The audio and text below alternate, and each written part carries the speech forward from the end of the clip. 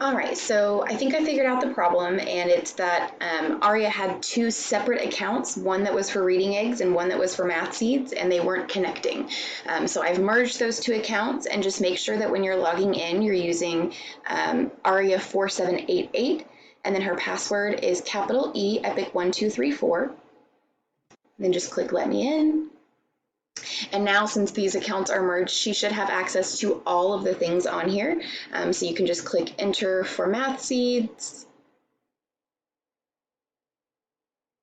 and that'll take you to her dashboard. Click Buy to return to that home screen. She can use Reading Eggs.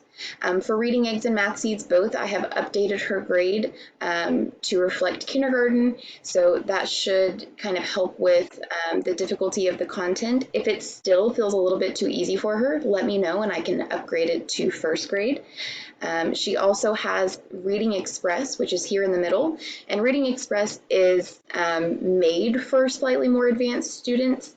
It's for ages 7 and up, so you may have her play around in here and see how this works for her as well.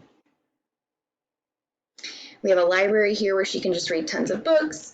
And then as far as getting to the family dashboard, I am emailing you a link to a video.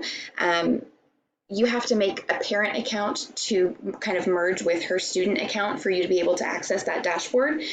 So in this video, there's option 1 if she already had a previous home account, which I don't think she did, or option 2, which is to sign up for a parent account, and then it shows you how to merge those two so that you can access any of her information. Let me know if you have a hard time with this or you're unable to set up a parent account. I have never done that on here because I'm not a parent of an EPIC student, so I'm not exactly sure what that looks like, but just let me know if you have any trouble.